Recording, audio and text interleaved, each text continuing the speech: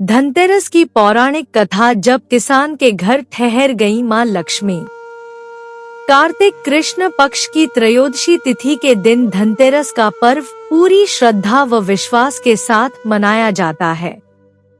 धन्वंतरी के अलावा इस दिन देवी लक्ष्मी और धन के देवता कुबेर की भी पूजा करने की मान्यता है। इस दिन को मनाने के पीछे धन्वंतरी के जन्म लेने की कथा के अलावा इसके बारे में एक दूसरी कहानी भी प्रचलित है। कहा जाता है कि एक समय भगवान विष्णु मृत्युलोक में विचरण करने के लिए आ रहे थे, तब लक्ष्मी जी ने भी उनसे साथ चलने का आग्रह किया। तब विष्णु जी ने कहा कि यदि मैं जो बात कहूँ तुम अगर वैसा ही मानो तो फिर चलो। तब लक्ष्मी जी उनकी बात मान गईं और भगवान विष्णु के साथ भूमंडल पर आ गईं। कुछ देर बाद एक जगह पर पहुंचकर भगवान विष्णु ने लक्ष्मी जी से कहा कि जब तक मैं न आऊं तुम यहाँ ठहरो। मैं दक्षिण दिशा की ओर जा रहा हूँ, तुम उधर मत आना।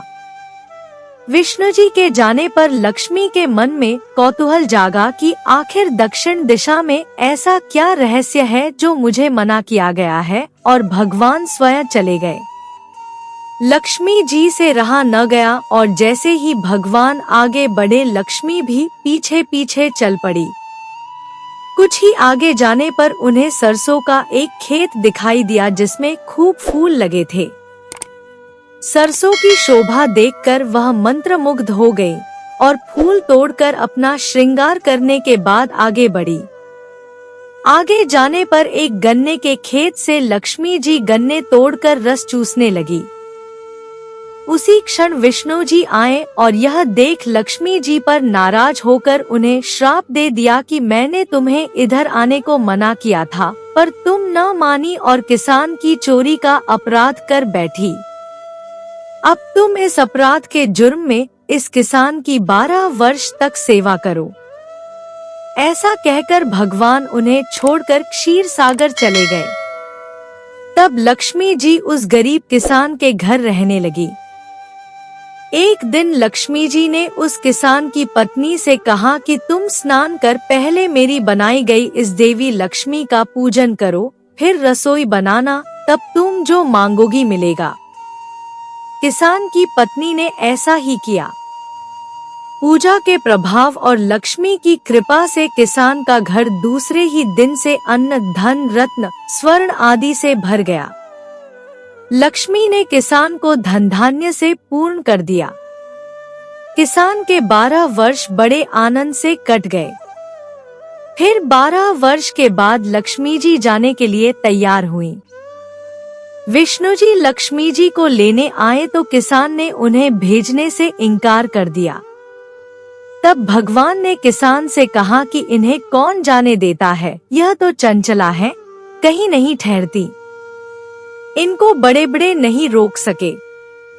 इनको मेरा शाप था, इसलिए 12 वर्ष से तुम्हारी सेवा कर रही थी। तुम्हारी 12 वर्ष सेवा का समय पूरा हो चुका है। किसान हठपूर्वक बोला कि नहीं, अब मैं लक्ष्मी जी को नहीं जाने दूंगा। तब लक्ष्मी जी ने कहा कि हे किसान, तुम मुझे रोकना चाहते हो तो जो मैं कहूँ वैसा करो। कल तेरस है, तुम कल घर को लीप पोत कर स्वच्छ करना।